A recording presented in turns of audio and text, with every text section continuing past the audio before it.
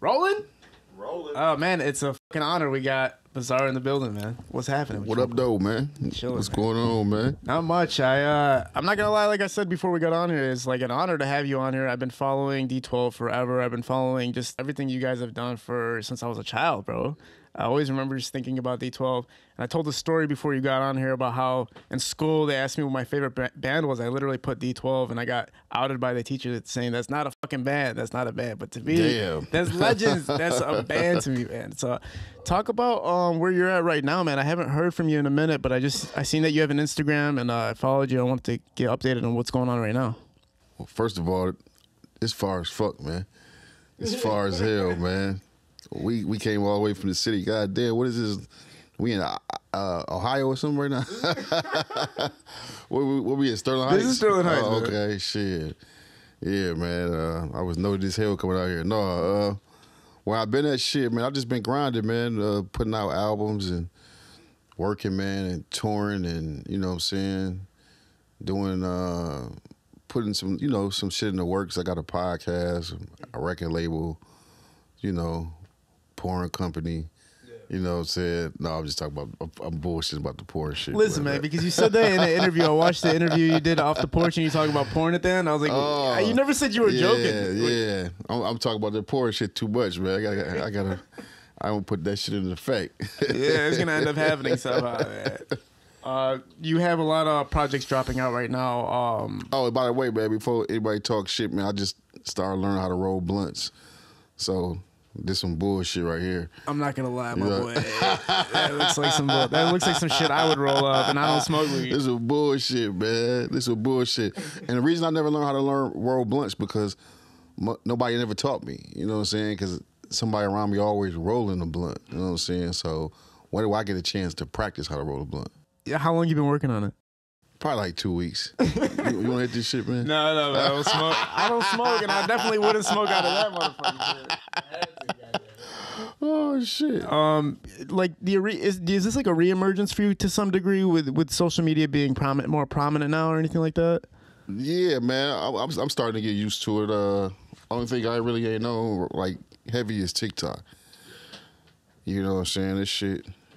I mean, this shit it's some used to getting used to, man. But I just got to be like conscious of it. You know what I'm saying? That everything you say or a little joke or a picture, you know what I'm saying, your fans want to hear about it. So it's like really, to me, it's like a motherfucking reality show, you know what I'm saying, telling motherfuckers into your life. Like, damn, I just farted, y'all. You know what I'm saying? Here you go. Having a bad day.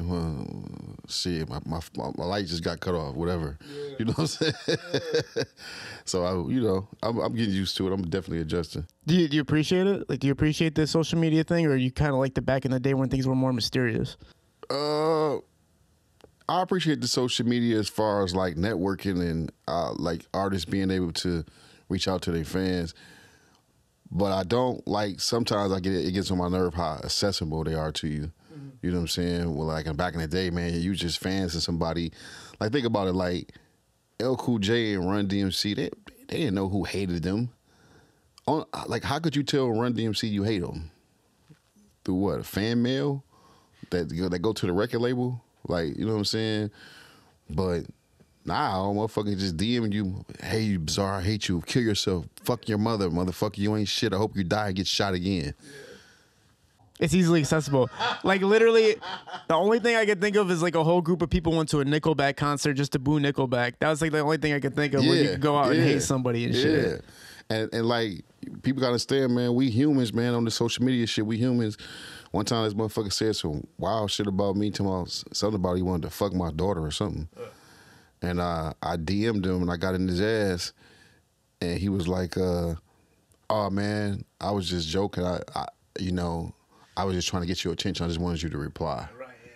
So I was like, all right, let me stop taking this social media shit serious. Yeah, because it's like keyboard warriors. They always say once you knock the plug out, you can't say shit. Knock the electricity out, you can't talk to me no more. Right. You know what I'm saying? So damn, I didn't know that was their goal to get you to fucking respond. Mm-hmm. So it's like fucking way different for you, yeah, because you went through the highest of the highest. Like you've been everywhere. You've done everything every established artist ever dreamed of doing, right?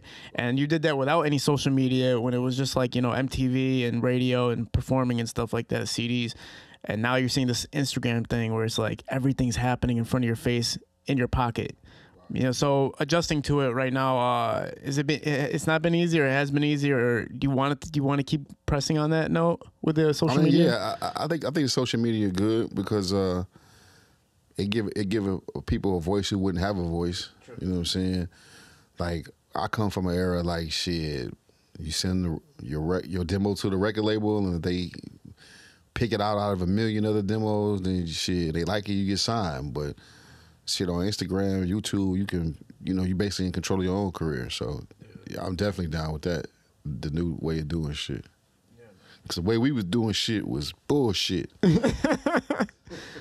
No, because you guys were, you sold CDs out the trunk, obviously. Yeah. Take us a little bit back to those times. Talk about the beginning of your music career.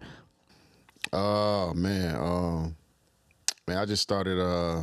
I started off in the 5th grade, and I was a member of the Glee Club. I used to be rapping to myself all the time, and my teacher thought I was talking to myself. So that's why I got the rap name Bizarre. So he used to call me the Bizarre Kid. This motherfucker Bizarre. So that name just stuck to me. So I started rapping in elementary school. Then I started doing talent shows and shit. And then once I got older, I got introduced to this open mic on 7 Mile called the Hip Hop Shop. Yeah, my friend owns that. My friend Bankrolls owns that. Yep, I think it's still open now. Yeah. They just changed the name to Bankrolls Productions, pretty much. Yeah, I heard of Bankroll. Shout out to them, man. Yeah. Yep. So yeah, that's where it all started for me. You know, just open mics. You know what I'm saying? Freestyling. You know what I'm saying? That type of shit. Went through like 100 different rap names and shit until I finally found the one that fit me. My rap name used to be Disaster Mass Murderer. Wait, Disaster Mass Murderer? Disaster Mass Murderer. All right. Don't ask me why, man. I don't know why. Hell no. Yeah. So continuing from that point, basically, you're going through the rap battles and everything like that. I know you had a history of, your friends used to get together, rap battle. You were prominent. You were one of the ones who really never lost. You only lost to a couple guys, obviously.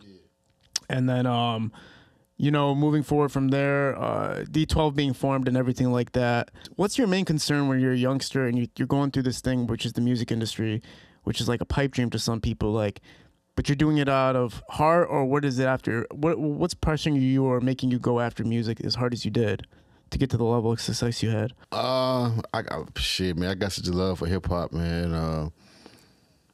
For me, like basically when I first touched that stage, when I performed in elementary school, that talent show, man, I just kind of knew that's what I wanted to do. You know what I'm saying? I love that adrenaline. I love performance. I love the pressure, everything that go along with it. So for me, it wasn't no plan B. You know what I'm saying? I ain't had no goals to go to college. I ain't had no backup plan. It was this or nothing. Yeah. You know what I'm saying? But I wasn't really trying to be no drug dealer or a hustler either. You know what I'm saying?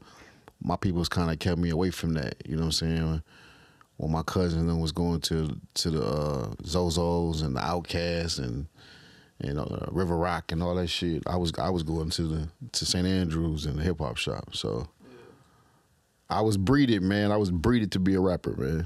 This is my destiny, man. Like that's it. It ain't no plan B, man. Yeah, no, I have a lot of friends that, like, I look at them and they're trying to make, themselves somebody established in the entertainment industry, and some of them like, damn, bro, like, you really don't know where you're going or what you're doing, but you love it so much you just keep going. Did you ever feel like lost and confused as the journey was happening, or did you just know, like, okay, no matter what, it's gonna be straight? No, I was never lost and confused because I'm a type of person that always got a new plan, new plan every day. Yeah. You know what I'm saying? I motivated Marshall to keep going. You know what I'm saying? When I met him, he already had Haley.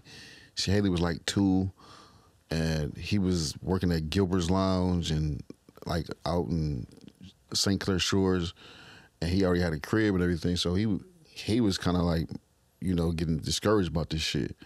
But I was always like, yo, let's let's go to this battle.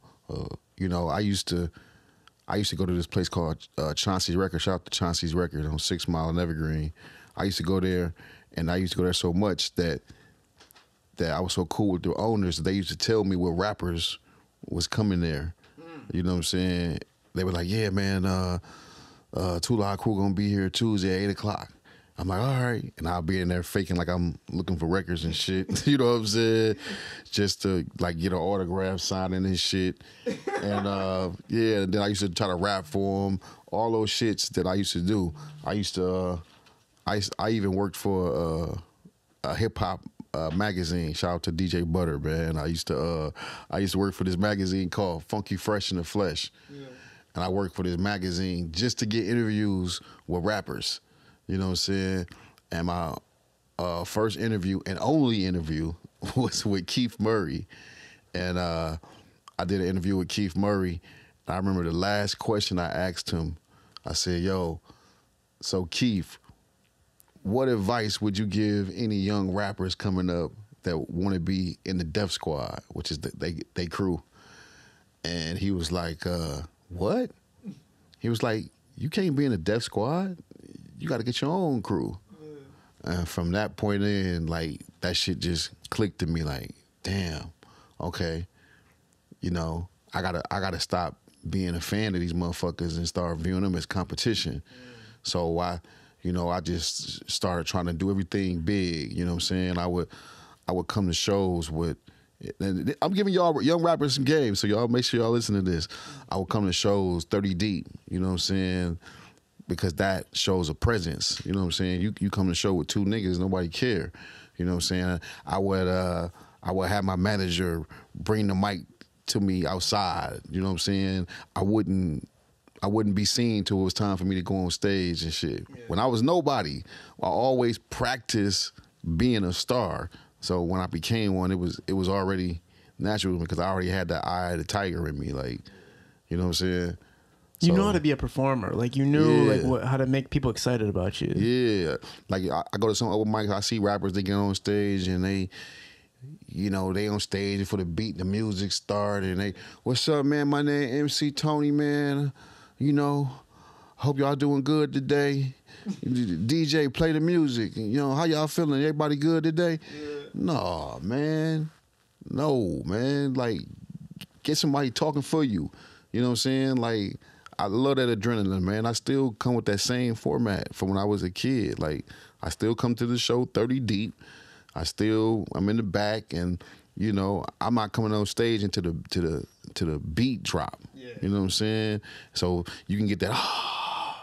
Just think about it. Like, just think about it. Right now, if you go to a concert, if you go to a Lil Durk, anybody concert, like, you still get that moment as a fan when you talking and the lights go down. Like, oh shit. Exactly.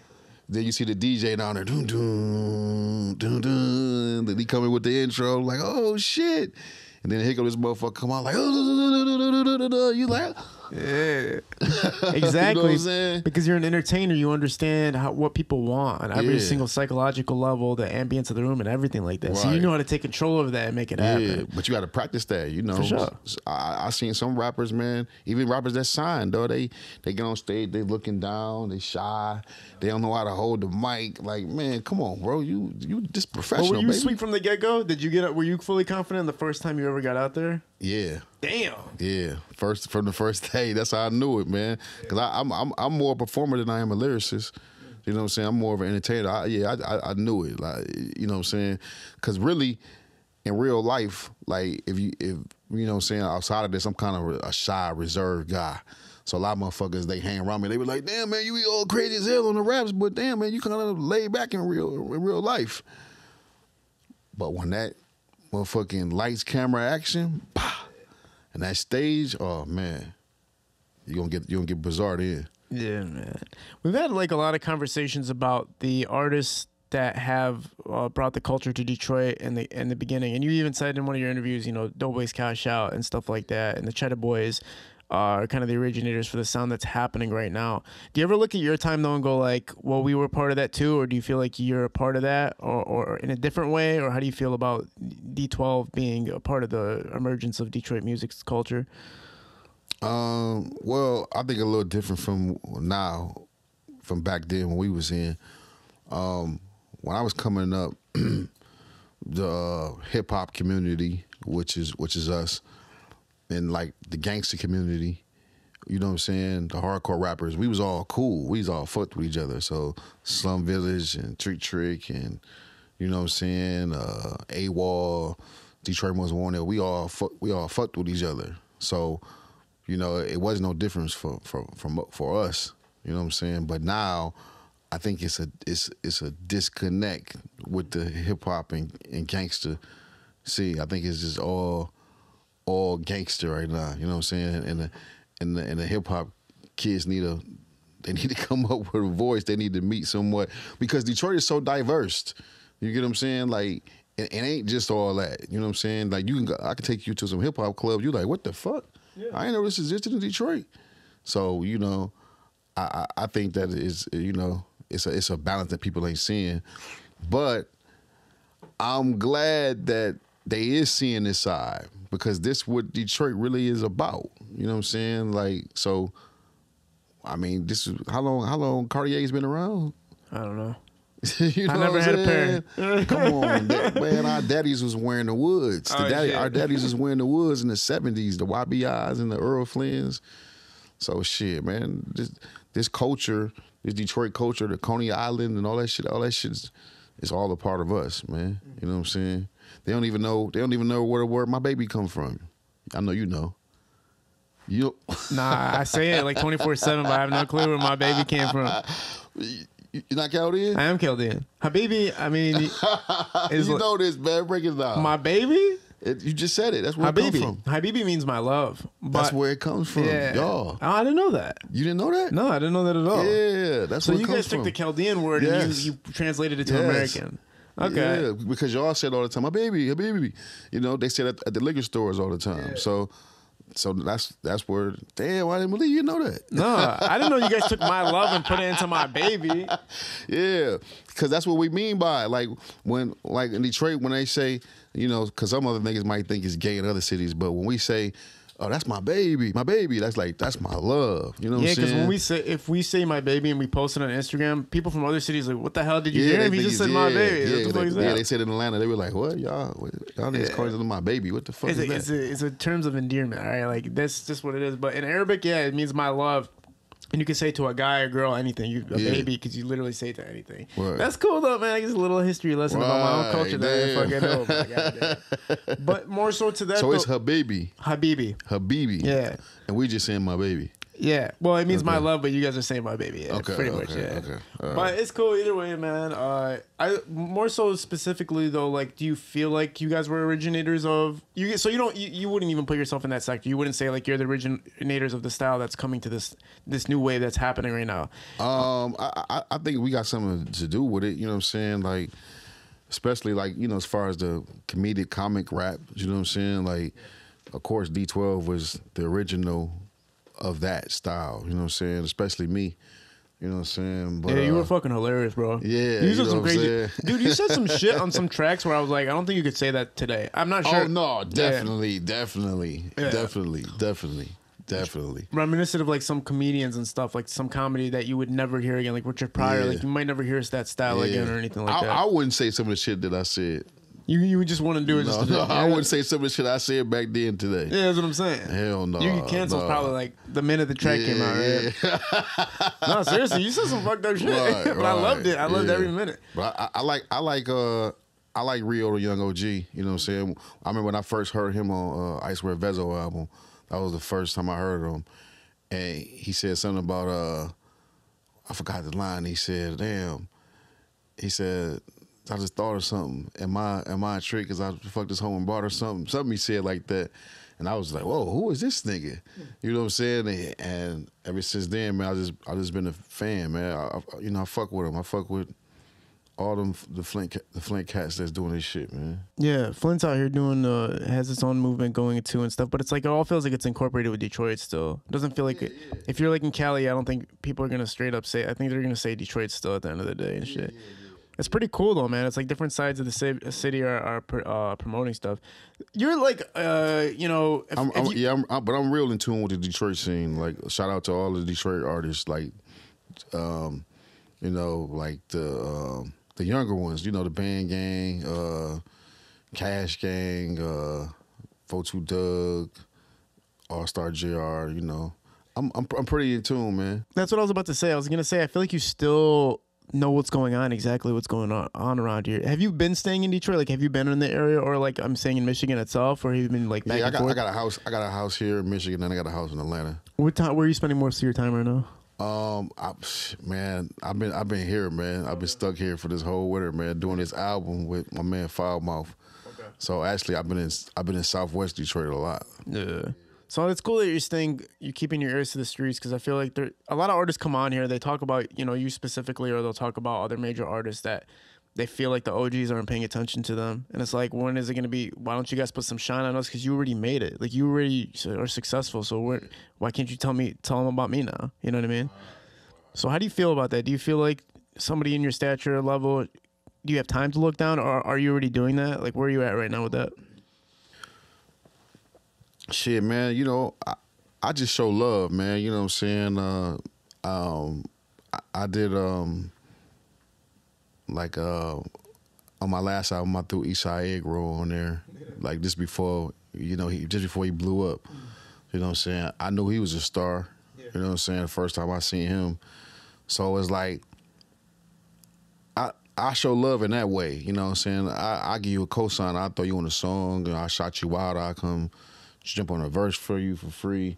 But as far as like, other than that, like as far as like signing especially a young getting money Detroit nigga, it's like he gonna feel like you trying to pigeonhole him. You know what I'm saying? Cause like, you know, we come from a city of hustlers, so it's like, what can I tell you if you already getting money? You know what I'm saying? And you driving a Benz, and you got a crib downtown, and like, you know what I'm saying? All I really can do is give you game. I can't, you know what I'm saying? What I'm gonna sign you to, you know what I'm saying? You signed yourself, like. More so exposure though, just like putting them into the light and stuff like that. But you're saying that you give. That's what I'm gonna say. That's what I could do to cosign. I can cosign you. Yeah, this nigga hot. You know, check his shit out. I'm gonna jump on the song and wooty woo. But other than that, like, I done signed a couple of artists from Detroit. And it's just like, I felt like, you know, it's you just like kind of a babysitter. You know what I'm saying? Like, it's so easy for them to put their own shit out. Like, you know what I'm saying? Like, at the end of the day, it's like, these young artists don't know how good they got it, man. They can put a record out, put it through Distro Kids, look at the sales every fucking week, receive a check. Like, come on, man. Like, you know what I'm saying? We had to get royalty checks that come like every 6 months. Y'all can get paid for y'all music every week. Yeah. You know what I'm saying? You can pay you a little video dude, fucking a couple $100, get a video shot, control your YouTube, get your YouTube streams, your TikTok. Come on, man. There's no complaining at this point. What you need me for? Yeah, exactly. You know what I'm saying? Yeah, is it because obviously you hold such stature that for them they're like, well, put the spotlight on me. You putting people on features is more than enough, obviously. Like you're putting them side by side with you. You do have some projects dropping right now. Talk about these new projects you have going on. Yeah, so I got an album I've been working on. It's called He Got a Gun. Yeah. And for a while, man, I really just lost the love of hip hop, man. What happened? You know what I'm saying? I've been doing this for 20 years, bro, strong, you know what I'm saying? And it happened real fast. Everything was a blur. Like, I jumped in the game, went straight to the top. Like you can't go no further than we went, you know what I'm saying? Grammys, Oscars, private planes, jets, you know what I'm saying? So everything was like a blur. So, like, at some point, this shit just became like a job. You know what I'm saying? It's just a job. I wasn't having fun no more with it.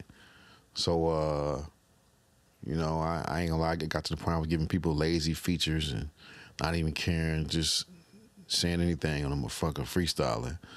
You know what I'm saying? And then I met this producer, man, this white kid out of Southwest named Foulmouth. And he do that that hardcore boom back, muddy ass like Detroit sound from back in the day. And I heard about him. He had did a couple tracks for me and my homeboy King Gordy. So I told him we was gonna do an album together. But this dude, he literally don't like to record nowhere but his basement. You know what I'm saying? And he got one in Detroit basement. I'm talking about the water dripping, shit, cats and dogs down there, motherfuckers. You can hear squeaks in the noise. You know what I'm saying? Yeah. So, but when I went down there and started recording, man, it gave me some inspiration that I ain't had since I was 18. You know what I'm saying? It was just like a breath of fresh air. Like, damn, this shit is crazy.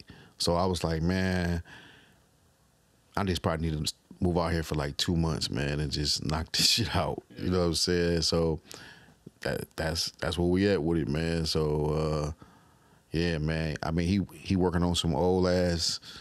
He ain't even got Pro Tools, man. This motherfucker working on some shit called Acid. What is it? Acid Pro. Yeah, Acid Pro. Acid Pro. He working on Acid Pro, man. Yeah. So mic hanging from the ceiling. You know what I'm saying? Straight gutter, man. That's heat. Yeah. So it brought you back to like maybe like your roots a little bit, or is it just something? Yeah. It gave me back to my roots, man. They took me back to the pen, man. I think, cause you know, like that's another thing too. Like people think I'm just like a comedian rapper. You know what I'm saying? No, that was just my position, my role in D12. Not saying that I ain't a funny rapper, but I'm a battle rapper too. Yeah. You know what I'm saying? So a lot of motherfuckers don't think I can bust their ass. So this album is straight busting ass. No, I was talking to one of my friends about my friend. Do you know who Mike Phelps is by any chance? MIC Phelps. Mike Phelps, yeah, the battle rapper from Pontiac, right? Yeah. I was just talking to him about you on the Phelps. phone, and he was telling me, he's like, a lot of people don't know, like Bizarro is literally like a legendary at just battle rapping in general and stuff like that. Right. I know you said you're not too much, you don't consider yourself like more on the lyricist side, but I mean, you put it together, you know how to make people understand what the fuck you wanted and shit. Right, I guess so. Yeah, so, but the rap battling scene, he said you were like a legend, like, you know what I'm saying? And maybe a lot of people, because of the comedy, they don't see like, yo, he's really, really super talented at this. It's just hard to tell, because when you make something easy to digest, like GMAT Cash, I'm not sure if you're aware of GMAT Cash, but it's like, it's only seems that easy because he's so fucking good. Right. It only seems that simple because he's so fucking good. You know what I'm saying? Yeah, I heard he can really rap too. Yeah, he can really rap. Yeah. But a lot of people are like, yo, it's comedy rap. But it's like, bro, do you realize how hard that is to do? Right. It's not easy. It's not easy to be a comedian rapper, but your lyrics are like a fucking abrasive too. Like you had fucking bitch in the ass with a tire iron and shit. I used to always like just listen to your lines, and I was like, man, this is fucking. I used to be like 10 years old, like listening to this shit, like this is insane.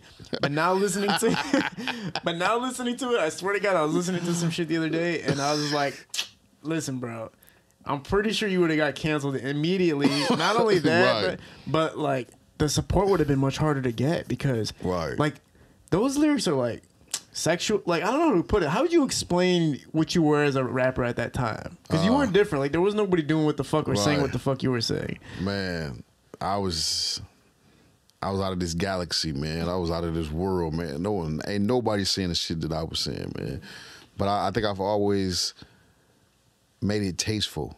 You know what I'm saying? Where you damn near gotta laugh. You know what I'm saying? I wasn't just like Well, sometimes I was like that, but.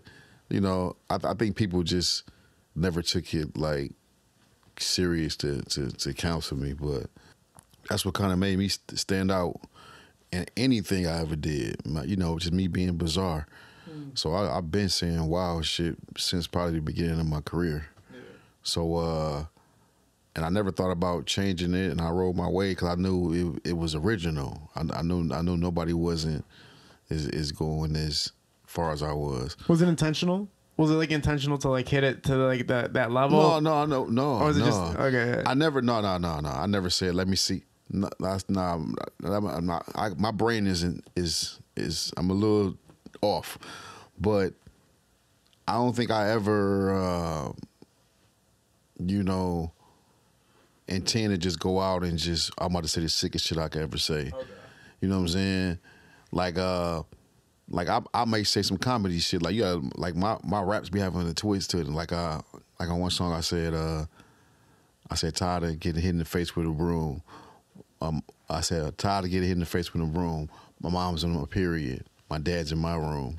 Daddy, no. You know what I'm saying? It's sick. But, you know, it make you think like, I said it, but I didn't say it. Yeah. You know what I'm saying? I said it. My dad's in my room, but I ain't say my dad fucking me in the ass. You know what I'm saying? I said my mom was in my period. My dad's in my room. Yeah. Now, he could be coming to read me a bedtime story, or he could be... I hear you. Damn. You got everybody watching this needs to go back and listen to your early shit, man, God. and just laugh. Just smoke laugh. a fat blunt, man. And like '97, you had Take some shrooms, man. was '97 Attack of the Weirdos? Yeah. That was my first album. Yeah, that was the first album, and I don't think a lot of people even know about that, man. I think that it needs to reemerge or some shit, like remaster that bitch. Yeah, I'm thinking about re-putting it out, man. That's the album that put me on the map, man. Attack of the Weirdos. I had a song with I had a track produced by Jay Dilla on there, and at the time he was huge. So then I had Eminem on a song, and The Outsiders, I think. And yeah, man, I sold like 20,000 units independently. Yeah. You know what I'm saying? So that's what kind of got me hot. And then my boy was.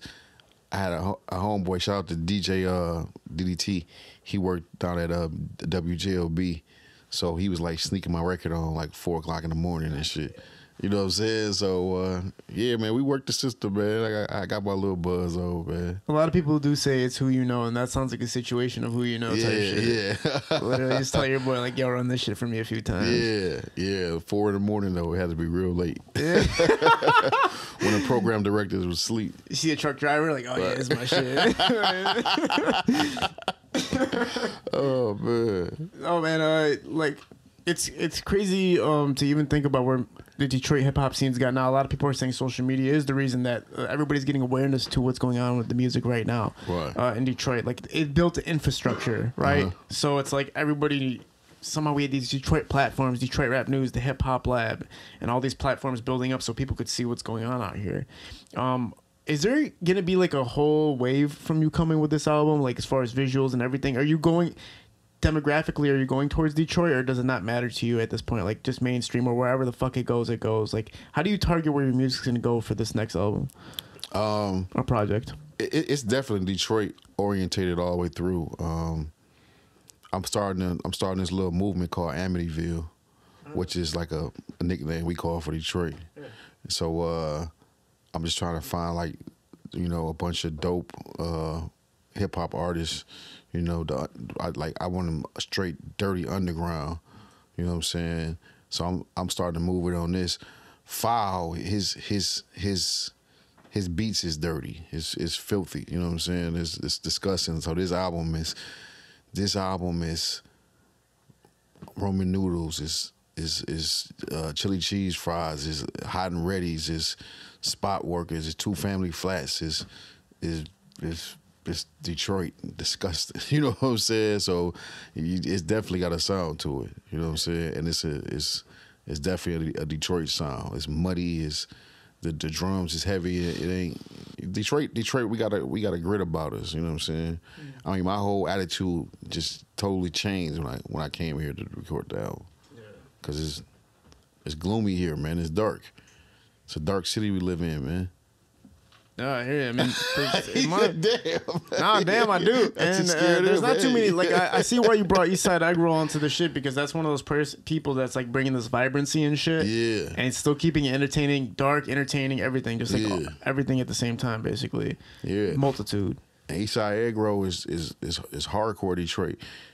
Eastside Egg Roll, y'all gotta really listen to what he be saying, cause I know every time I listen to an Eastside Egg Roll verse, you know what I'm saying, I gotta go back and listen to it 3 or 4 times, because he just said some shit that slipped past my head, because he talks so slick. But he didn't, every little slick line, he didn't say some slick ass Detroit shit in there. Yeah. So he definitely represents the city. For sure. Talking about D12 a little bit, to rewind it, going through that whole experience and being a part of it, like you said, it was a blur kind of. Does it still kind of feel like a blur? This shit is tour life, man. You know what I'm saying? It's like, shit, sometimes I think I'm still addicted to it. You know, sometimes I just go get a hotel room for 2 weeks. you know, for no reason and shit. You know, I still think I'm on tour and shit. You know what I'm saying? This tour that doesn't exist and you're just chilling in the hotel somewhere. So, man, it's like, it's a blur, man. You know, I mean, dog, we done been to Australia, New Zealand, London, overseas, any place you could think of, you know what I'm saying? So that shit, you know, I'm talking about like, I mean, when you go on the road, man, you got to be prepared for anything, you know what I'm saying? Like, shit, a couple of times I done been to the fucking emergency room, you know what I'm saying? Sick as hell and went straight to the emergency room to the stage. From what, just drinking too much or some shit? No, hell no. Being sick, pneumonia. Oh, okay. Or, you know what I'm saying? But fucked up though, but can't miss this show. Oh yeah. So I'll die after the show. You know what I'm saying? Is it easy for you to talk about like Proof or anything like that? Yeah, for sure. For sure. You know, I know he was like the leader kind of, or like kind of helping the guidance and kind of building the structure. And I know like he was keeping everybody aligned, and you can't miss showtime and all that shit, keeping things really, really like a business kind of, right? Right. And then how did you look up to him at that time? Like, what was his? Did you look up to him as a leader, or did you just look like, okay, he's orchestrating this shit for us? How did you feel about his presence? Nah, he was a leader. Proof could damn near to get us to do anything. You know what I'm saying? He was a leader, like he was the general, like what he said went. You know what I'm saying? And that was pretty much it. So, but he always did it in a leadership way, in a big brother way. Yeah. You know what I'm saying? So, yeah, man, he was like the mayor, man, the mayor of Detroit hip hop, like running under like a military. Like we knew, like don't miss a show unless you got a hell of a reason, and like, you know, it was just like it was more like a gang. You know what I'm saying? Like we had this thing in a group where no matter what you did on a song, we all get the same amount of publishing. Right. So even if you're on the chorus, right, like it doesn't matter who's on that. So like if he did the beat, like we got a producer in 99 in our group, he did the beat, you know what I'm saying, we still would split the song 100%. Each, you know, person, no matter what I did, because if I did the chorus and rapped, I supposed to get a bigger percentage. Yeah. But, and then I know he had the thing where, like, basically, if your verse was ass, you're not getting on the fucking track. So you would come to the studio and your shit would be gone. From yeah. Nah, M was more of that. Yeah. No, Proof didn't enforce that. Eminem enforced that. Eminem was like, all right, basically, if your shit's trash, it's not gonna be on the. That was a perfectionist thing. Yeah. Yep. But the thing about it is, you ain't get no warning. So I put my verse on here yesterday, but the motherfucker ain't on here today. What's the conversation like, bro? Because I killed somebody. I'm like, what the fuck, bro? He would always tell you right when the song was playing. So you know, if like the song be playing, you listening like, damn, my verse coming up. You know what I'm saying? I'm in the room with a bunch of people, and think he'll start walking towards your ear like, yeah, busy man, we had to take you off the song. I'm like, what could you say? You sitting there like, damn, you know what I'm saying? But to be honest with you, as I got older, I realized that everybody that got taken off the song needed to be taken off the song. I mean, come on, man. You know you could have did better. You know what I'm saying? I tell people that all the time. Like, sometimes you don't need that feature. Like, sometimes you don't need to do that second verse altogether. You could have kept the bitch 145. Right. I would have been like the song's heat. You get more replay value, too. Right, because now you're reaching. Trying to think of some shit that you probably summed up all in the first verse. Yeah. Was understanding hip-hop, understanding just how to create music natural to you overall? Or were you the type of person that was constantly writing? No, I don't write till I go to the studio. Okay. Like, even to this day, like, music is a feeling for me. You know what I'm saying? Like I gotta have a beat. Like some people can just sit at home and write random reps. I can't. I have to be in the studio, the music, the feeling, the weed, the drugs, the bam. Then it hit me. All right, because I don't know what I'm gonna say on this song. I don't know what style I'm gonna do. I might weave and bob on this motherfucker. I'm gonna do it to whatever the music tell me to do. So. Damn, you gotta take that? You good? Yeah, you good, bro. You know you can stop this interview man. Whenever the fuck you want, bro. Yeah. Hello, man. Yeah. Ain't nobody important, man. God damn. Let me turn my phone off. How we do it like that? Turn this motherfucker off.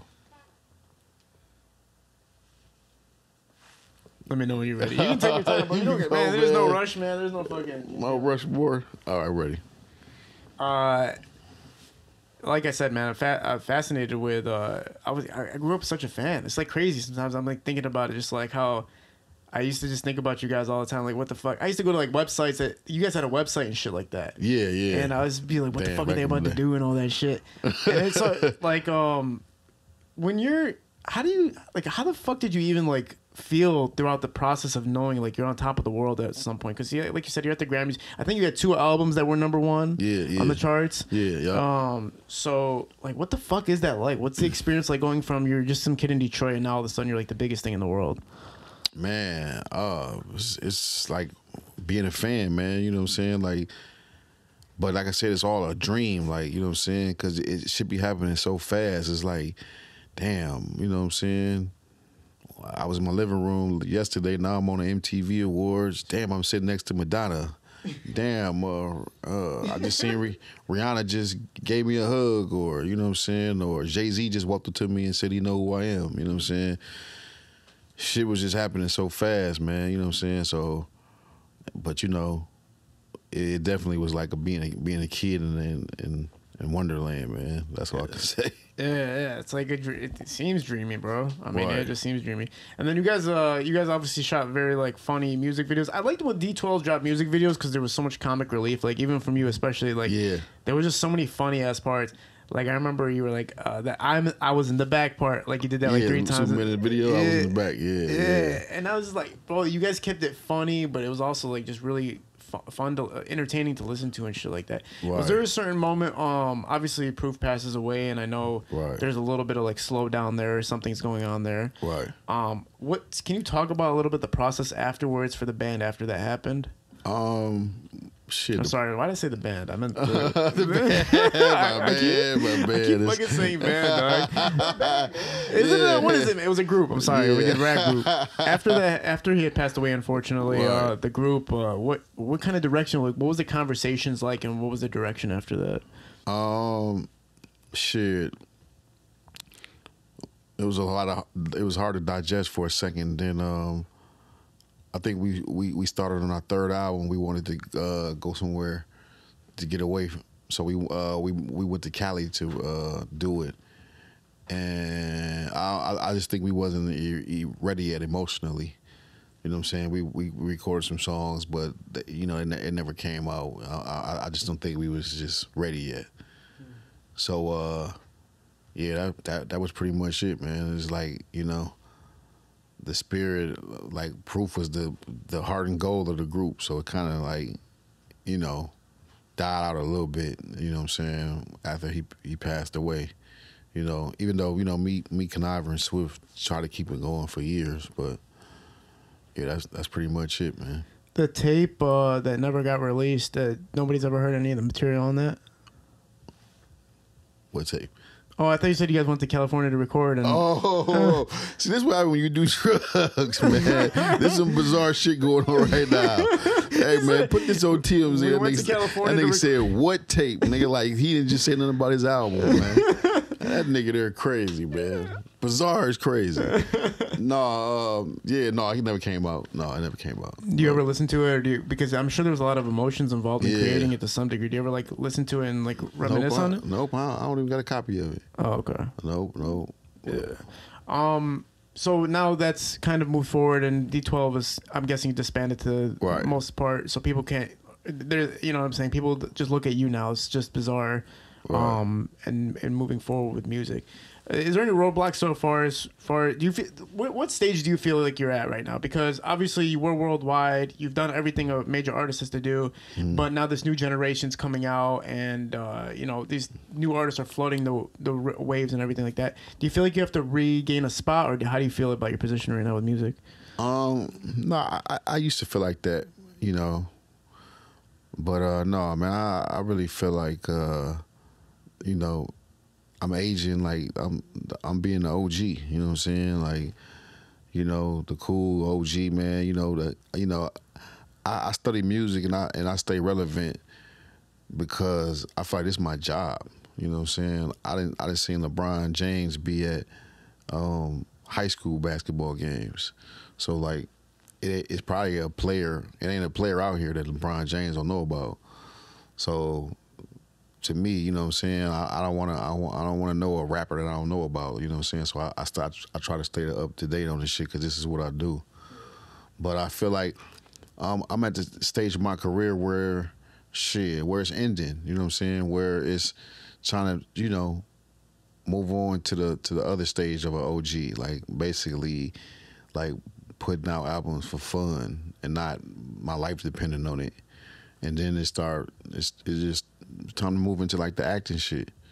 You know what I'm saying? I did a movie with Adam Sandler years ago. He wanted me to be a big part in the movie, but I was on tour, so I had to turn that down.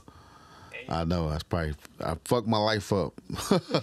Adam, give me another chance. Damn. Nah. The Longest Yard. Oh shit! What? Yeah.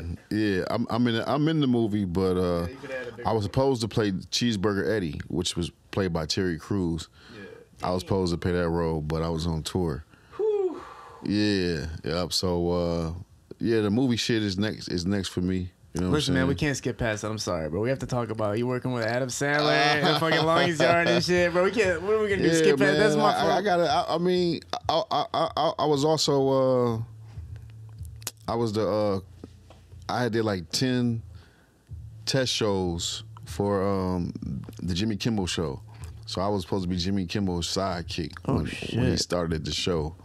They picked Guillermo or whatever his name is? They picked Guillermo. His name's Guillermo. Yeah. He was there when I was doing the security guard guy. Or Guillermo. Yeah, he was doing the show with me. Yep. Yeah. And then, but I had to go on tour. Damn, man. See that go back to that military shit I was talking about with Proof. Like, yeah. You know what I'm saying? Like anybody else would be like, damn, Adam Sandler, man, fuck y'all, man. I'm about to go do this Adam Sandler movie. You know what I'm saying? Right. Damn, Jimmy Kimmel wants you, man, fuck y'all. But we, you know what I'm saying? We had this bond. Like, I had to tell Interscope, like, nah, man, they was mad as hell at me. Like, what the fuck? Man, this Adam Sandler. I'm like, man, we got this tour planned and it's 5 dudes in the group. And if we cancel, they said if I don't come, then the tour cancel. I can't let my boys not, you know what I'm saying? Like, no, we all in this together, man. Like, we eat together, so. Yeah, that's super loyalty, man. Yeah. If somebody tells me Adam Sandler, bro, I'm fucking gone. You said fuck the group. Hey, listen, I'm loyal, man. But Adam Sandler, goddamn, the Water Boy, fuck all that. What was it like being on set? Did you get to speak with him? Did you get to have conversations with him? Yeah. Adam Sandler and Chris Rock. They was cool as fuck. They wanted me in the movie so bad that they end up flying me out and the group out after our tour. We flew out and we in one little scene. I think we like on the scene when they was on the basketball court. I think Swift spoke in the movie, but yeah, man, they was cool as fuck, man. They still flew us out and kicked it with us and had a good time with us and shit. So, I'm gonna get back at Adam, man. But right now, I'm missing acting school. Where you at right now? What school you in? School in Atlanta. You know what I'm saying? It's called the Acting Working Shop. Do you feel like you need to go to school? I feel like hell yeah. Hell yeah. I think you can fucking just pull it off. Nah, yeah, that's a lot of people think, but man, you'd be surprised, man. Actors don't really respect rappers coming in and not taking it serious. So, you know what I'm saying? Like, because as rappers, we think we can act because we just think we can go big and, yeah, motherfucker, kiss my ass, suck my dick. You know what I'm saying? And that's what I thought too, but, I kind of learned in acting class that less is more. You know what I'm saying? Like, it's 2 ways to say some shit. Like as a rapper, I might say, shut the fuck up or I'm gonna beat your ass and blow your motherfucking head off. I'm a rapper, I'm gonna say, shut your motherfucking ass. But what if I just said, shut the fuck up. Shut your ass up, man. You better chill. I'm gonna blow your motherfucking head off. Yeah. Look how much, you know what I'm saying? Look how much that intimidation factor changes. Yeah, but look how still I was, though. I ain't have to do all this, you know what I'm saying? It's the same effect or even more effect. Yeah, it's more effect because I'm more stiller and I'm delivering directly to you. So that's some shit that I learned in acting class, you know what I'm saying? Have you seen any roles pop up that you were interested in right now? Yeah, I just read for BMF the other day. Cool. Yeah, so we'll see how that go, you know what I'm saying? Shit, I done ran for some big movies, man. I ain't gonna say, but So you're not? Are you auditioning, or do you have to? Do they just get the spot? yeah, no, I got an agent. Yeah, so Okay. yeah, you got to audition. Yeah. Yeah. Okay. Cool, man. It's another world, man. Like I said, man, it's a lot of hard work. Bizarre's here. We have to have him audition though at the same time. You shouldn't have to, but Yeah, because in the acting world, if you on time, you late. what's that mean? That means they get your ass there early. Yeah. And if you come there on time, then you late. Is that more like Hollywood standards or acting? Just in Acting, general? like Yeah. professional audition on the set type shit. So rapper, if we 2 hours late, we on time. Are you going towards more comedic roles or serious roles? Both. You know what I'm saying? But the roles I've been reading for is serious. I do probably need to get in some comedy shit. Fuck it. Yeah. I probably need to fuck with the comedy low key. Yeah, because comedy's dying right now. We need somebody that's more like out there with their shit and doing shit a little bit different. Comedy's dying. I think movies are dying. I think music. I think everything's kind of dying. I think they're saying like China and Japan are like controlling the media and shit or something like that. Where they're saying like because all our shit, we make the most money from them with our movies. Yeah. That we have to cut shit out or like dumb shit down because then Japan won't be able to monetize it. They don't like that shit, and they like to censor shit basically. Damn. So that's why a lot of movies are like losing a lot of money now and shit. Is that why we seeing all them Japanese flicks on Netflix now? What's that? That's why we seeing all them Japanese flicks. Yeah. Plus their shit's heat. Korean movies are fucking heat, bro. We got What was that one movie that broke through? That everybody Parasite.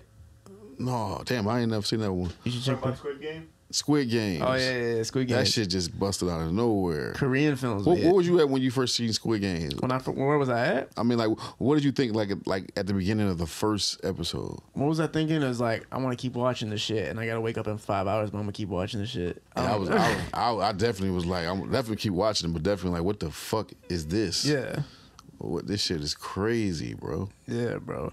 There's literally death movies. Like, have you ever seen Cube before? The movie Cube, where everybody's trapped in a cube and like they have to find mathematical equations to get the fuck out. You never seen that? No. Anyway, I'm in love with that type of shit. So I think everybody loved that because like you're about to die unless you do some shit, and they Right. just mastered that and made it into a fucking series. So everybody's addicted to that shit.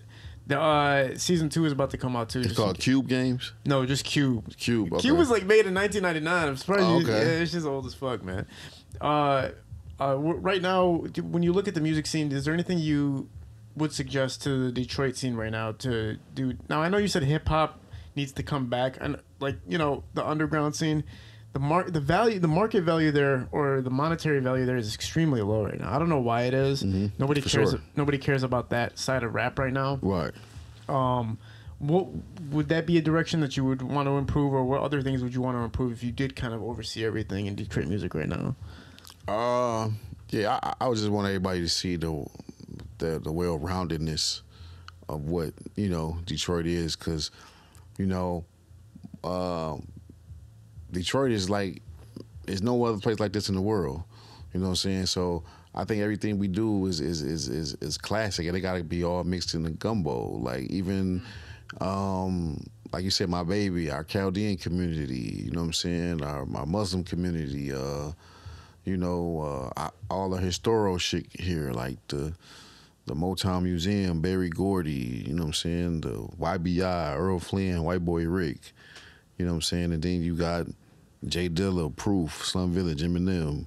But then you also got, Detroit Most Wanted, Rock Bottom, Street Lords. You know what I'm saying? It's just so much motherfucking flavor here, man. And then you got the potholes and the motherfucking streets everywhere.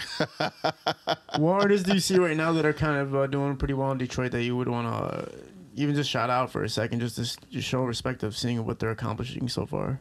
Well, first of all, I want to shout out my artist, No Space. I got a singer, so I got one artist. Her name is No Space. Shout out to her. She doing her like a hipster. You know what I'm saying? She talk about smoking weed and drugs and shit. So that cool shit. Yeah. You know what I'm saying? But if I had to shout out an artist, shit, right now I like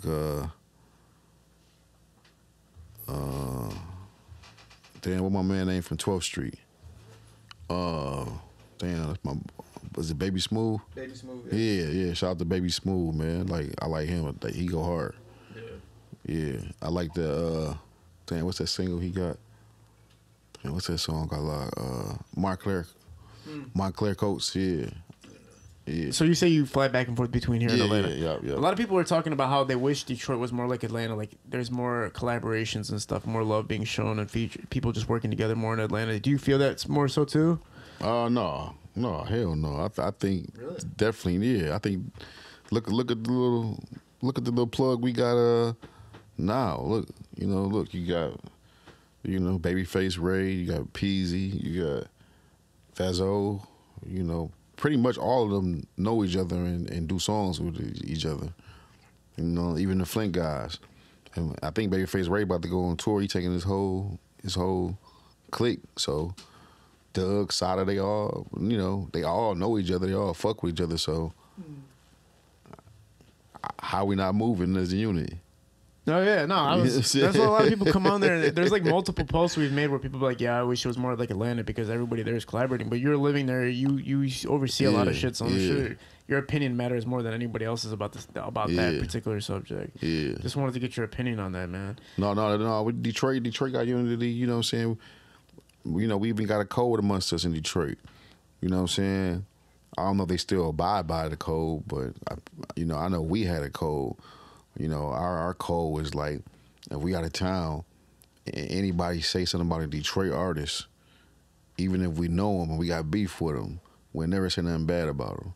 So ask me, yo man, how you feel about such and I might hate the nigga, I might have beef with him. I might be like, oh, he cool, that's the homie. You know what I'm saying? I never downplay a Detroit artist to an out of town nigga, never. Yeah. Do you, what do you feel like your role was as far as what do you feel like your role was as far as bringing Detroit into where it is now? Like, do you feel like as yourself, just as Bizarre, you know what I'm saying, not affiliated with anything, where do you feel like you fit in as far as the whole history is concerned? Oh shit, man, that's it. Shout out to my boy Nick Speed, man. He be calling me the hip hop master here, man. I mean, shit, I feel like I built a lot of graps, man. I took Marshall to New York to hook up with Paul Rosenberg. So, I guess you can kind of say, I kind of help him, you know what I'm saying, move shit along. Is that what connect is that to get to where he ended up becoming? Like, Paul Rosenberg is his manager. Okay, that's the one sorry, who I'm plugged in with Interscope. Yeah. Paul is his manager. He the one that plugged in with Interscope and all that. So, we made that connection with that. I also discovered Obi Trice. Oh shit. You know what I'm saying? I got him signed to Shady.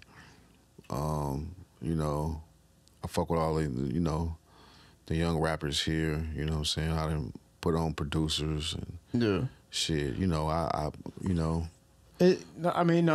man. Even just connecting Eminem with Paul, obviously, I'm pretty sure that's to do in the skits or some shit. Now that it's kind of ringing in my head, like, all right, bro, obviously, that's why that happens. And even so, this is kind of hard to say because this is not. I can't say this without getting in a little bit of trouble for my own self.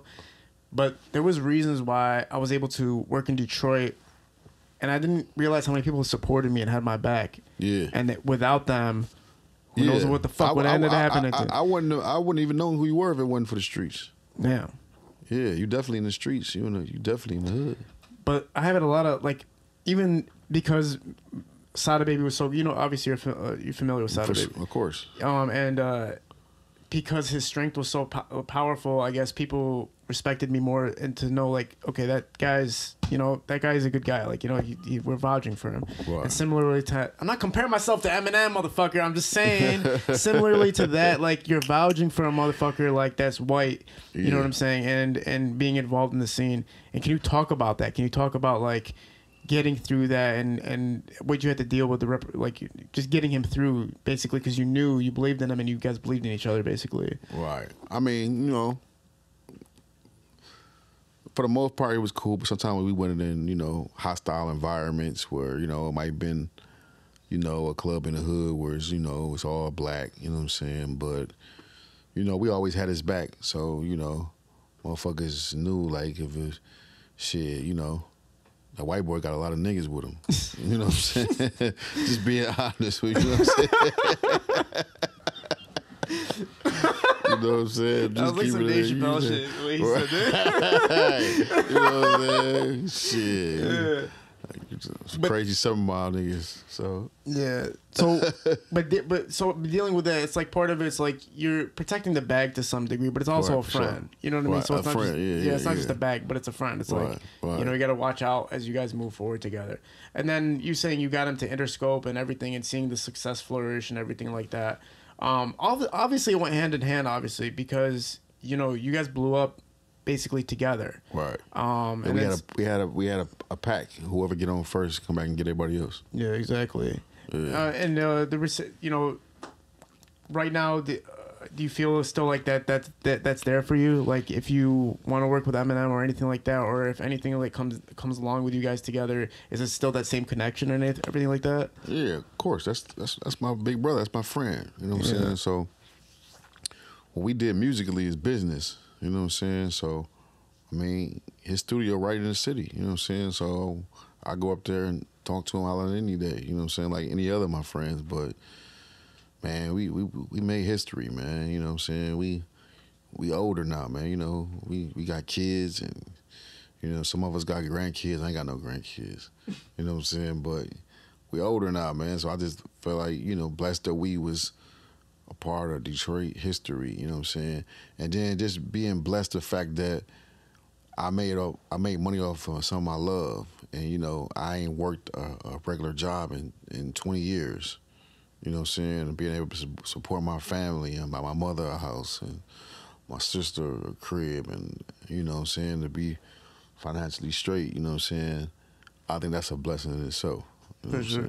And the last job you had too was what? Was it the hospital? Yeah, security. Yeah. And then so the last job you had, you literally quit on the spot too. So it's almost like that show you how much I didn't give a fuck. Like, you know what I'm saying? Because like when I was younger, I got offered the GM, Chrysler, Ford shit. You know, because my grandfather worked for GM, so I got offered that shit when I was young. But I knew if I took it, what it meant. I knew that my rap career would be over. Because, you know, we from Detroit, so a nigga get hired at Chrysler Ford, that's a big thing to us. You know what I'm saying? Motherfucker be like, yeah, I'm happy, man. Yeah, what happened? GM called back, man. I gotta take the drug test. I can't smoke weed for 3 months. You know what I'm saying? You know how it is. So it's like, you know, then you know what happened, you know, the GM breakdown, man. You get in, you start working, what happened? Damn, you making $25 an hour. What the fuck? Then what's the next thing that happened?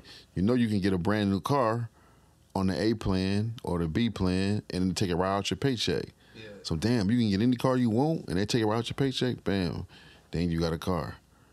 Then after a car, what you gonna get? After you get the scat pack, what you gonna get? Now you don't wanna live in your mama house no more. Now you get a crib. After the crib come what? The girlfriend. After the girlfriend come the baby. Your life over, man. Now you're just a nigga in the basement making beats. It's like you're signing your life away, basically. We literally, the funny part about what you just said is we had a guest that came on that literally just said that was his life. Literally. We had a guest that literally was like, that was my life, and now I want to be a rapper at 45 years old. You know what I'm saying? Man. So I was like, damn. Man, but I ain't knocking that, man. I ain't knocking that, but that's where it ended up going, man, because Chrysler, Ford, and GM, man, them boys, it's so hard work. You know what I'm saying? It's 12-hour shifts, mandatory, 5-6 days a week, man. Them boys they see Chrysler more than they see their house.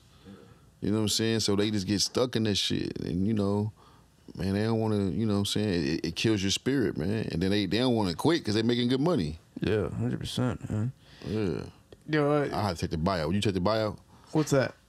If you was working at Ford, would you take the buyout to be a rapper? What's the buyout? I don't know what that is. You know when they was getting rid of everybody. You know, oh, yeah. They was giving them like $100,000 buyout to quit. I don't know, man. I never can imagine even working for a job, let alone taking a deal for a job. I quit every job I had too, man. I quit. Where you worked at? Bro, I worked at everywhere, man. I worked at Jets Pizza. I worked at Fuddruckers. I worked at like 3 Coney Islands. Damn. I worked at a liquor store. I worked at my dad's liquor store on West McNichols from the age of like 12 to like 20. So whoa. Here go a serious question. What made you say, you know what, Dad? I love you, but I can't be in the I store didn't no quit. more." We the place pretty much got shut down. Okay. Yeah, but we were there, man. We were there though. It was like insane, man. But So is it more of a burden because I got two homeboys that's Chaldean, and they dad own a party store in Southfield, and like I go up there now and I'll be like, "Hey Eddie, where's Patton?" "Oh no, he ain't here no more." And then the other little brother, he was up there until he turned 18. Now he gone. put it this way, bro. Is it like a burden? Do you want to get out of that immediately? Bro, put it this way. When I was working at that liquor store, and after it was all over, I would have nightmares about working there. I used to have dreams of like waking up, oh, I gotta go to work, bro. I can't believe this is happening. And but my pops was in Iraq like the whole time I was working there because he was working for the army and shit. So like, I was just there with my mom. But everybody there loved us so much they used to call my mama. They used to literally call my mama. And it was so cool. It was kind of like a barbershop type feel where like you knew everybody that came in. Everybody would chill and have discussions and stuff. People would steal from you, but you're like, all right, fuck it, bro. We love you. Go take that. Go ahead, take the 6-pack and shit like that. Right. But I was working there, and then I quit Fuddruckers because this bitch broke my heart. And I took off I was washing dishes, and I was so heartbroken about this bitch. I was washing right when the cooks put back all the shit. I was like, fuck this, bro. I took off my apron, threw that bitch away in the garbage can. I'm like, I'm gone, bro. I quit every job I fucking ever had. Jets Pizza, I fucking quit that bitch. I can't work a job, bro. Like it's not. Same thing with me, man. Same thing with me, man. I was they had me doing security at you know where the drive-in at on Ford in Wyoming. It was like this Cadillac dealership right next to there, and they the security company told me to go out there, and they said, all right, your job is to stay in you got to be in your car. We want you to drive around this whole fenced area because we be having crackheads trying to break in at night to steal the cars and shit. Yeah. So they're like, you gonna be in your car for 12 hours though. You know what I'm saying? Turn the radio on. If you feel like you're getting sleepy, start the car up, drive around, do around, whatever. I was like, all right. He said, now up front is the guard shack. He said, so it's another guard up there if you ever need to come out. He said, so if we ever need to use the bathroom, just drive your car up to the guard shack and wave. The guard, lift the gate up, let the gate up, park on the side, and then come in the guard shack. Yeah. I said, okay, cool. So after he did all that, he was like, all right, you know, go to your post, you know, have a good day. So he went back because he was the guard in the guard shack. So I was there for about 20 minutes. I was like, you know what, dog, fuck this shit. So I started my car up. So I ride up to the front of the gate, and he think that I got to go to the bathroom. So I pull up. So he's like, oh, so he hit the gate. So he thought I was about to park on the side. I pull up to the guard gate. I roll my window out. He was like, I'm like, yeah. And I left, dog. I wasn't even there 20 minutes, bro. You know what I'm saying? Man, yeah. I remember when I was really desperate looking for a job. This guy's sick, man. Bro, I was desperate looking for a job one time, and there was ads on Craigslist for this job. Like, they didn't tell you what the job was, bro. Oh, telemarketer? It was in-person marketing. We all did telemarketing jobs. But this is the shit where you go into Myers, and then they go like, here's all this car oil and shit. You got to sell all this by the end of the night. What? I remember standing there for like 10 minutes, and then I was the only one there, so nobody would have known if I had left. I was like, I'm gone, bro. You never was a telemarketer? We call people and shit. Yeah. Remember everybody was a telemarketer until they realized you was getting straight commission? You were getting no pay? No, I didn't. I never went through that. Yeah, they used to have cute girls there. Wait, you were a telemarketer? Hell yeah, I did telemarketing. They had like weird hours, like 5 to 9, and it was a lot of cute girls. Like, a lot of high school kids that worked there, like 16. You were 16, you can get a job at telemarketing. So we would go to telemarketing place, and they had you read this dumbass script. Hey, Mr. Johnson, my name is. You have a white person's voice, goddamn it. Right. See, I went right back to that shit. Like, hey, how you doing, Mr. Johnson?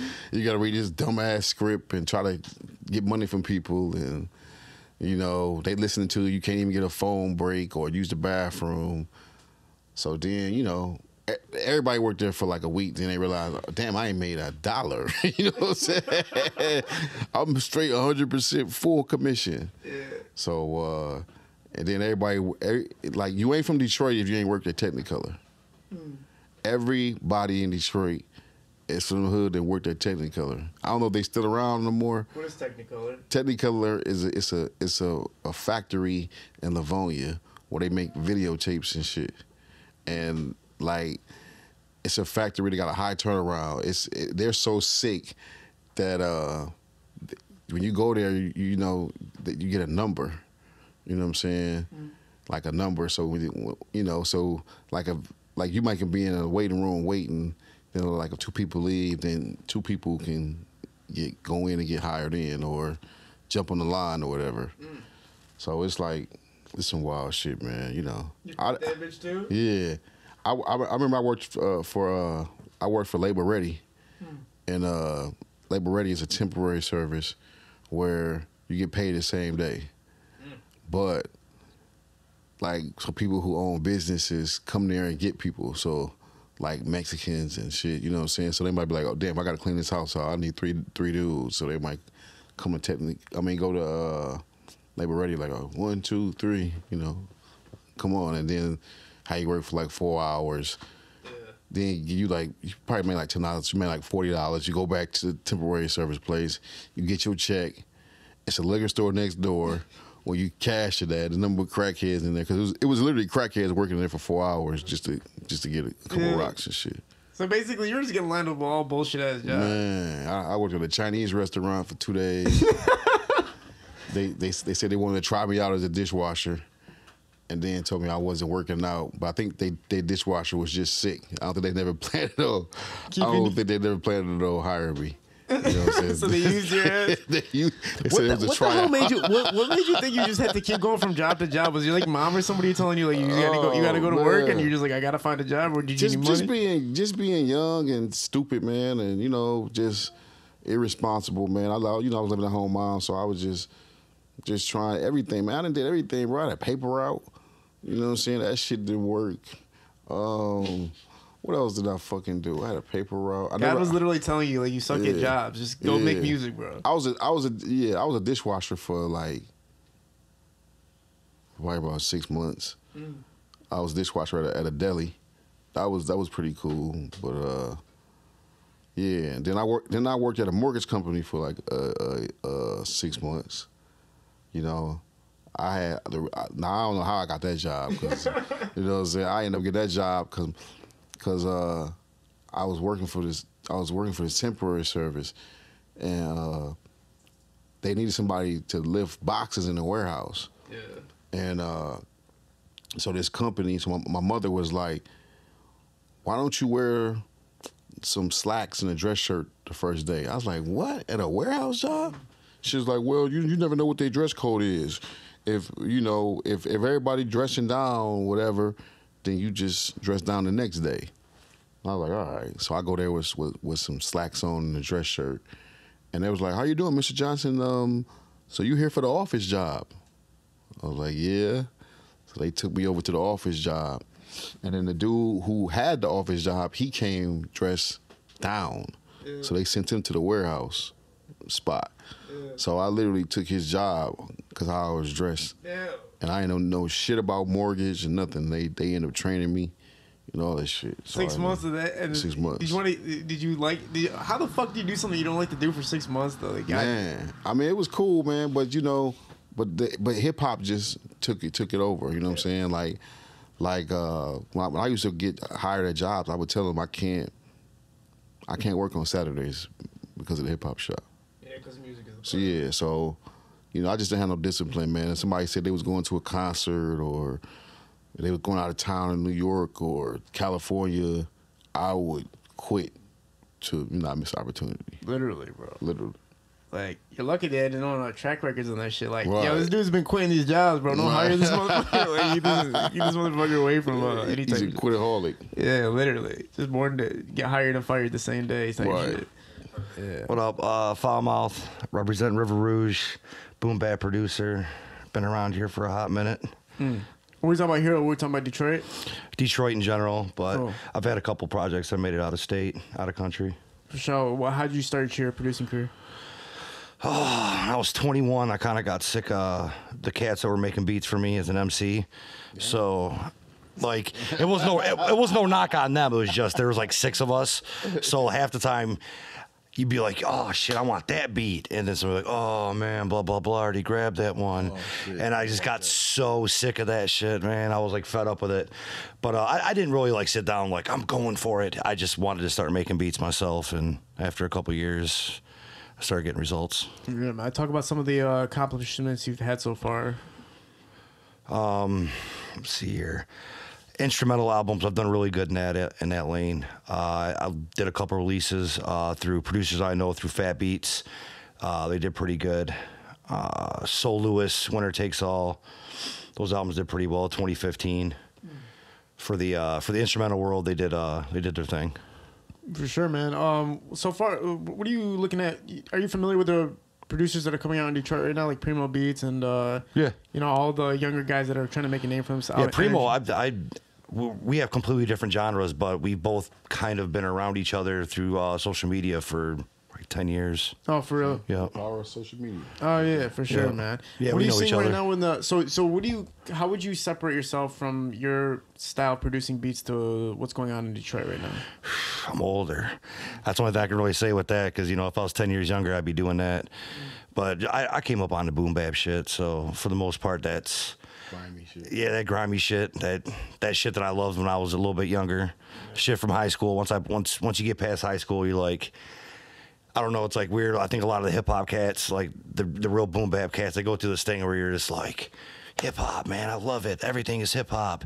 And you go through that for momentarily, and then if you start getting a little more serious, you start realizing, like, man, hip-hop's got like $1.35 in my pocket. So you start, you start looking up. It's like all that love and shit. It left when they went and got families. Everybody went and got families and shit. And I was just sitting out here like, oh, man, no family for me, bro. But I'm still doing the hip-hop thing, Hip hop, so it's crazy because if you say hip hop and you say rap, it's like it's two different things. Sometimes people say it when they mean the other and all that type of shit. Right. What does hip hop mean for you to separate from rap? It's not just boom bap. For me, hip hop in general was like from each coast, and everybody had their own sound. Coming up, my brother's best friend grew up with us. He was like a brother to me, and he was the one to put me up on game. Like, he was showing me like CMW when I was 10. You probably don't know who that is. That's Compton's Most Wanted. Now, remind you, I'm like 10 years old. So Compton's it was like Most Wanted? Yeah, Okay. like 93, 94. But stuff that would come, what came out of the Midwest, what came out of the West, what came out of the East, he would separate it and show me. But to him, it was all hip hop. So my understanding of it is where you're from is kind of the sound you would represent. It's really not that no more, but at one point it was very much that. Do you see a lucrative side to just the hip hop beat genre or the producing for hip hop right now? I think there's a lucrative side to all of it, and then there's the shit you got to deal with that sucks. Like, I think every genre's kind of got that though. The what's dope about it, what's whack about it, and why. Yeah, for sure, 100%, man. From me, I'm like so ignorant to it now. Like, I can't even remember when I was younger. Like, would you consider Chaos is K/OS by any chance from Toronto? No. Chaos. Yeah. Yeah, I heard of it. Kevin Bryan, yeah, like it's so weird because like I'm trying to classify what hip hop means, like what artists are hip hop artists to me. Like, what can you name some that you consider hip hop artists? Well, like on the mainstream. All right, so you said you're 30, right? So Nas and Jay-Z, like that's right. You know what I'm saying? So, all right, when was their beef? 2002? So we're looking at 20 years ago right now. God. So you would have been what, like maybe 8 or 9? 2020? 2002. 2002, I was 12 years old. My bad, 90. Okay, yeah. All right, so you're 12 years old. So back then when you were hearing like, I remember the album that Nas did after that, when he did that I know I can be what I want to be.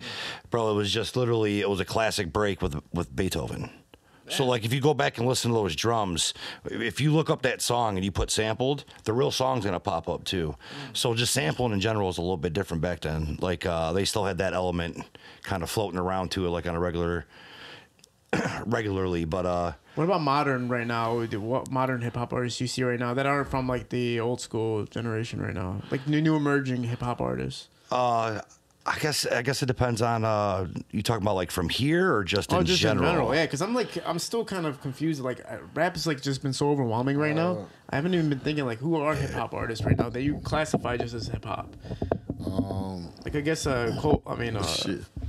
Cole and shit like that. Maybe. obviously them, but I fuck with this female named Baby Mama. She hip hop hipster shit. There's another girl group called Girl Code. They coming up. Razzcast, he got some twin sons that's dope. I forgot their name though. Damn. TDE got some new artists that's fire. It's a lot of hip hop shit coming up. Yeah, no, I was just I'm wondering the close. discrepancy between the rap and hip hop because I'm still kind of like confused, and I think a lot of people still like hip hop is kind of like a lost term to some degree from where we're dealing with in the whole Griselda movement. You that? heard with the Griselda? What's that? The cats that were signed with Shady, Conway. Conway and Westside Gun. Yeah. Yeah, I think hip hop. Hip hop is a way of life. You know what I'm saying? Like, to me, it's just like a love for music. So anybody that fuck with music, regardless of what genre of music they do, whether it's gangster hip hop, Detroit shit, whatever, then I consider them, to be hip hop. I think rap to me is just somebody that just in it for the money, you know what I'm saying, or just a rapper. Like, bro, like this ain't what I really want to do, but I'm just fucking. I don't really give a fuck about this shit, but I can say a couple of words, and I got a look about me, and I'm just doing this shit to be doing it. Hip hop is somebody that really is a fan of other music, just a lover of the whole everything, which is like I consider hip hop to be like it's all together. Like, if you notice, like you see all the basketball players. You might have to bring that mic closer to you, by the way. Oh, okay. No, you're good. I'm just. Okay. Oh, is it coming through good? Yeah. I'd move it closer if you're already here. Yeah.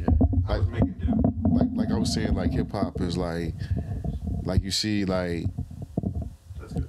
like you see like all the rappers be at all the All-Star games, the basketball games, and the basketball players hang out with the rappers, and the boxers hang out. It's all hip hop. You know what I'm saying? We're all influenced by music. So that's what I consider hip hop, is somebody that's a fan of all three parts of it, which is dancing, breaking, DJing, all that shit. But to me, a rapper is just somebody that's like, you know what? These motherfuckers is making money off of this shit. I can do this shit. I can put some words together. Get paid. Yeah, 100%, man. I see the discrepancy now. Yeah, Right. That was just only from I think a lot of people are like forgetting that hip hop it's kind of more of a cultural statement, right? Than more than just saying it's a genre anymore. Right. Or it's always been that, and I'm probably just stupid to say that, but hip hop is everything basically that revolves around those ideas and those concepts, and where you come from and everything like that as well. What do you as far as a producer? What are you seeing so far as far as Detroit's producing is going? Because I have in my opinion, man, and it's kind of controversial statement to say, but I feel like producers are like 80% of the reason for a lot of the artists' success out here. I think most of the time, the beat's determining how good the actual song is, and that any rapper that has some type of skill can go on that beat and it will work out as long as you just ride it. You just ride the beat out. That's just from what I've been seeing lately. Like the producers are just annihilating right now is what I'm saying, pretty much. That's because the game's up. Like, when it comes to production, like there's so many things you can do now to make a beat doper. Like, there's just so much. But for a rapper, there's only so much they can do to continually improve. Like, if you're great, you're great. You keep finding these new ways to rap. But for the most part, it's all been done. We're 50 years deep now on this. It isn't something brand new. So when you're watching these producers do all this crazy shit, they got the bass lines blowing around like they're revving the engine and shit. Like, the game's crazy now with the way they make the music sound. But for the most part, you hear rappers you like, and you're like, all right, he's dope. And a lot of it's just so not organic. Like Busy said, man, if cats are just, I don't know, if cats are just rapping, there's a big difference if you're just a rapper compared to like an MC. Like, some MCs, all right, prime example, like you might have a guy who could have a hit, right? But if you put him in front of a crowd and everybody's waiting for him to do something, he probably can't grab the mic and talk to that crowd and move it around a little bit. You know what I'm saying? Compared to like an MC. An MC can move around, but it doesn't mean that guy can have a hit. He probably can. He's rapping about mic cords and turntables and shit. So at the end of the day, he's corny. You know what I mean? Which is true. But that goes for every part of the game. Every part of the game is loaded with cornballs. Only so many of them are dope, and that's for all of it. You know what I mean? Like the hip hop cats and new cats. And that's just how it goes. So basically, you're seeing people get away with hits because sometimes when producers are, you know what I mean? If a producer is incredible and he puts somebody on a track and he's not that incredible, but the hook's good enough, they can sell. You can still make a song out of it and market that shit, right? That's the interesting part, man. That's why I was saying producers, I feel like, are almost as big as the artists to some degree right now. Now they have their own names. I think is bigger, as big as their names have ever been before. Like producers get more love than some rappers now. You know what I'm saying? Yeah, I think over the years, a lot of producers have put themselves in position for it. But at the same time, it's kind of they've always gotten their credit. It just everybody was different about how they gave credit. Like you'd have producers, you wouldn't see their name on anything, and you'd hear about them like years later, like Q-Tip, like in the hip hop world. Like we all figured out years later how much shit he really did, and it was crazy. Because for some reason he didn't get his credit, but at the same time, like in my world, Gangstar the whole time had a producer in the group, so it's not like they weren't getting their credit. It's kind of about who you're fucking with, who's making sure you get your credit and people know the facts and what's going on. Yeah, no, yeah, I totally agree, man. Do you talk about you guys' collaboration? Obviously, just working together. How you guys came together, and how are you guys formulating everything right now? Actually, we're getting the masters back on the album tonight. We're finishing everything up right now. We're in like the shit part of it where you're like worried and trying to make sure everything comes out right. But yeah, we're done now. The way it came together, he was saying King Gordy introduced us. We did a couple of joints the first day we met. We did some joints a few years back. Every once in a while, we'd talk. I'd maybe send him a couple joints, but we just didn't work for a while. So when he came up with the idea for the project, I'd sent him a beat, and he did a track that was on his last album, on Dumpster Juice, and he just had an idea for a project. So once he came up with everything, how to put it together to come back to Detroit and make it work, we sat down and we just went to business. What's it like working with you guys in the studio? If somebody came to sit down with you guys, what's the process like? That's where actually things keep smooth with us is when we work, we don't really have many people around. We've had past sessions where there'd be plenty of people around, and we kind of just got to that point where like, everybody come over after and listen to songs. You know what I mean? Yeah.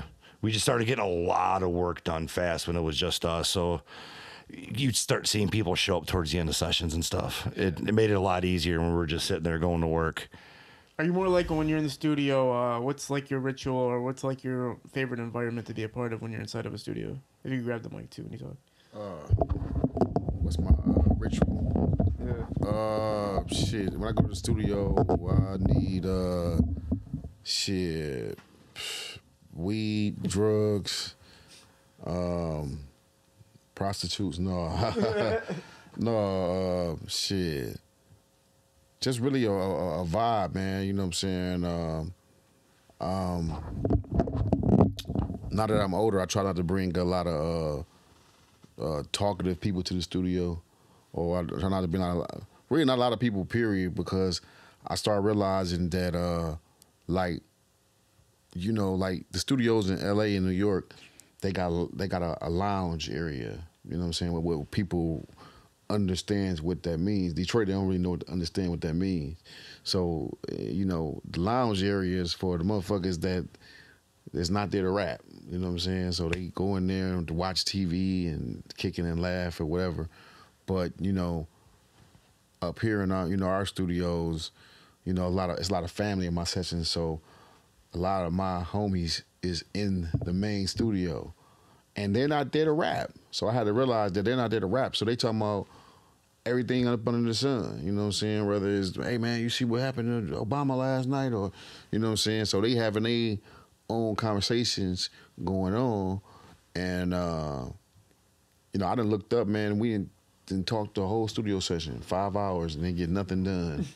Cause we in here high as hell talking about some irrelevant ass shit. Yeah. So I started realizing that, you know, I wasn't getting a lot of done when, you know, having the entourage is there. So now that I'm older, you know what I'm saying, you know, just be me and Father in the studio, just banging it out. And I work fast as fuck.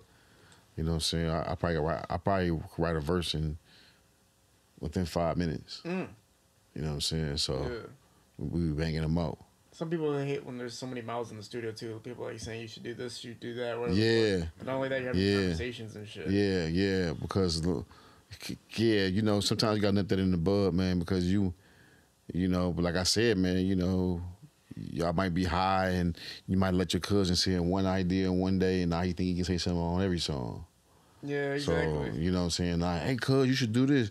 Hey, cuz, you should sound this right. And then, you know, motherfuckers is drunk and... You gotta have boundaries and shit, right? Yeah. So, you know, that's the only thing about recording back at home in Detroit, like, family, being at the studio. Yeah, So, and the prostitute part, like you said, man. Like, yeah. But the thing is, like, I always imagine, like, let's say you got some real ad-libs of fucking a bitch, right? Like, you're in the actual booth fucking her with, and she getting the ad-libs from the microphone from her and shit like that. Right. Tell me he's done that at least one time, bro. Yeah, for sure. Yeah. Real gunshots for sound effects and all that shit. Damn. Yeah. You have to do all that shit. We was young, though, man. Different times, different day. Man, yeah, it's been great having you guys on, man. Seriously, it's been awesome. Is there anything you guys want to touch on before we close out? Go get the album, man. Dropping May 31st. He Got a Gun, man. Produced with my man Foulmouth. And shit, man, I'm about to hit this road. About to do these shows, man. I think I hit the road starting at the end of this month, end of May. Do you know what places you're hitting? We starting on the East Coast, you know what I'm saying? All the way from the East Coast, damn near back to California. Cool. But we're going to take breaks in between because I'm old, man. So we ain't going all the way straight What's through. your favorite stops right now to get in between? Shit. I got this little country-ass diner that I stop at all the time, man. It's in Covington, Kentucky. It's called the Anchor Grill. It's like a truck stop.